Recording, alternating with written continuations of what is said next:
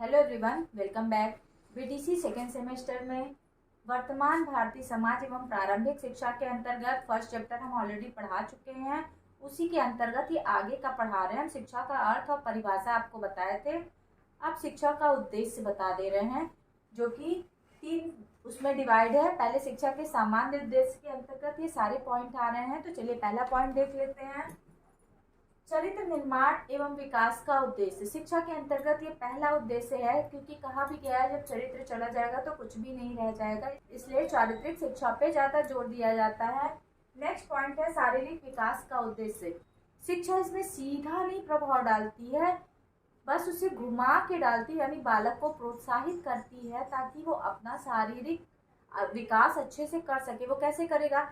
जब बालक अच्छा खाएगा पिएगा तो नेचुरल उसका शारीरिक विकास अच्छे से होगा। अगर कोई भी शारीरिक कष्ट या कोई कमी रह जाएगी तो बालक शिक्षा अच्छे से ग्रहण नहीं कर पाएगा। इसलिए स्वस्थ शरीर पे ज्यादा जोर दिया गया है। अरस्तु ने कहा भी स्वस्थ शरीर में स्वस्थ मस्तिष्क का निर्माण होता है, इसलिए शारीरिक विकास पे ज्यादा जोर दिया गया। नेक्स्ट पॉइंट है ज्ञान संबंधी उद्देश्य। बालक जब तक ज्ञान हासिल नहीं करेगा, ज्ञान का मतलब ये नहीं होता किताबी भाग केवल पढ़े वही उसे ही ज्ञान कहते हैं कि जो मेरे कोर्स में है वो पढ़ लीजिए वो ज्ञान होता है। नहीं, ज्ञान अथाह होता है। तो उस अथाह ज्ञान में से व्यक्ति कुछ ज्ञान की चीजें अपने नॉलेज में ले ले और उसे अपने जीवन में लागू करे। शिक्षा का यही उद्देश्य है। नेक्स्ट है जीविकोपार्जन का उद्देश्य। बालक पढ़ लिया, पढ़ता किस लिए? हर बालक कमाने के लिए पढ़ता है, यानी अपनी जीविका चलाने के लिए पढ़ना चाहता है। तो जब ये सफल होगा तभी उद्देश्य पूर्ण होगा। अगर बालक बेरोजगार है तो वो समाज में बोझ बन जाएगा, क्योंकि वो समाज के विकास में बाधक निश्चित है।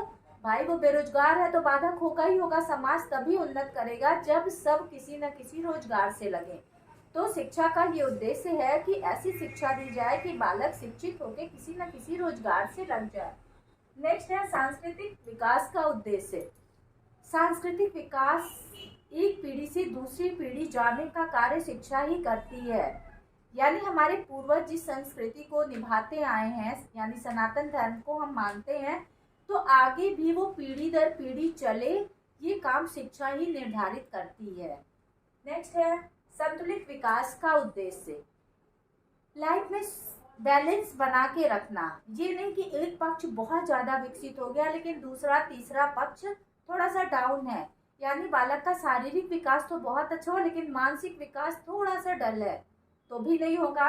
एक पॉइंट और छूटा है इसमें, मानसिक विकास का उद्देश्य ये भी है, क्योंकि जब तक बालक मानसिक रूप से स्वस्थ नहीं होगा तब तक वो किसी भी चीज को समझने के लिए तैयार नहीं होगा। संतुलित विकास के उद्देश्य में यही है कि बालक शारीरिक और मानसिक चारित्रिक यानी चौतरफा उसका विकास हो और सब में वो बैलेंस बना के चल सके। नेक्स्ट है पूर्णता में जीवन का उद्देश्य। जीवन का उद्देश्य ऐसा होना चाहिए कि पूर्णता की ओर प्राप्त हो, यानी अपनी लाइफ में कुछ ना कुछ गोल रख के व्यक्ति चले, उस गोल को प्राप्त करके। अब ये नहीं है कि जैसे मेरे बच्चे पढ़ भी रहे होंगे, उनका उद्देश्य क्या है? जॉब पाना। जॉब पाते ही वो बिल्कुल रिलैक्स होकर बैठ जाएंगे कि अब तो हमें जॉब मिल गई है, मेरी लाइफ पूर्ण हो गई। नहीं, लाइफ कहीं पूर्ण नहीं होती है। अगर आपको जॉब मिली, उससे बेटर जॉब या उससे बेटर काम करने की कोशिश, लाइफ में पूर्णता। किसी को आप ये नहीं कहेंगे कि ये काम हो गया मेरी लाइफ पूर्ण हो गई है।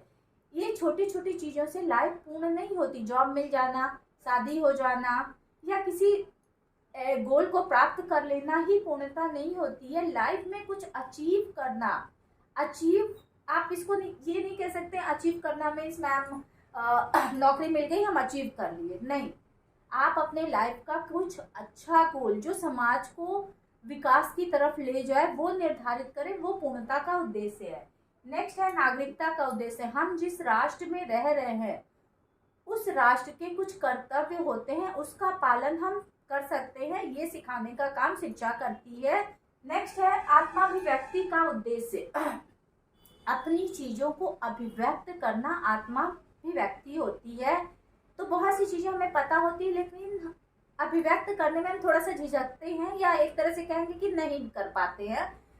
लेकिन शिक्षा के द्वारा हम अपनी चीज़ों को अच्छे से सामने वाले तक ले जाने का कार्य ही शिक्षा करती है। वाक्यों को अच्छे से प्रेजेंट करने का कार्य कहें तो शिक्षा ही करती है कि हम अपनी बातों को किस तरह से सामने वाले के सामने पेश करें। नेक्स्ट है आत्मानुभूति का उद्देश्य। हम क्या फील करते हैं, इसका उद्देश्य भी है। जैसे अगर आप देखेंगे ऐसे माहौल में जा रहे हैं जहाँ सत्संग वगैरह चल रहा है, तो वहाँ आप बहुत ही शांत, काम वगैरह फील करेंगे। यानी आत्मानुभूति आपकी क्या हुई, आपको काम और शांत करती रह गई। तो ये शिक्षा का काम है कि वो बालक को ऐसे माहौल में ले जाए या ऐसा माहौल दे जिसमें बालक खुद अपने आप को जाने और समझे। नेक्स्ट है अवकाश के उपयोग का उद्देश्य। अक्सर फ्री टाइम में आदमी क्या करता है, सोता है, एंजॉय करता है। नहीं, फ्री टाइम में अवकाश का सही उपयोग क्या है, उसकी रुचि के यानी बालक की रुचि के अकॉर्डिंग संगीत सुन सकता है, कला की तरफ जा सकता है, पेंटिंग कर सकता है, जो भी उसे पसंद हो। अवकाश के समय वो अपने व्यक्तित्व को निखारने के लिए इसका यूज कर सकता है। तो ये हो गया सामान्य उद्देश्य के अंतर्गत इतने पॉइंट आ गए हैं जो कि 12 है। अब है शिक्षा के व्यक्तिगत उद्देश्य। शिक्षा बालक को बहुत ही खास मानता है। क्यों? क्योंकि शिक्षा बालक के लिए ही तैयार की गई है। उसका पूर्णतः विकास करने के लिए उद्देश्य निर्धारित किया गया है कि क्या क्या शिक्षा और कौन कौन सी शिक्षा कब कब दी जाए कि बालक का अच्छे से विकास हो सके। शिक्षा का सामाजिक उद्देश्य। बालक एक सामाजिक वातावरण में रहता है, तो उसे समाज में रहने, बोलने, चलने का अच्छे से ज्ञान होना चाहिए। तभी वो समाज अपने को तो उन्नत करेगा ही, समाज और राष्ट्र को भी उन्नत करने में अपना योगदान देगा। आई होप ये वीडियो पसंद आई हो तो लाइक, सब्सक्राइब एंड ज़्यादा से ज़्यादा शेयर। तो चलिए अपने नेक्स्ट वीडियो में मिलते हैं, तब तक के लिए गुड बाय।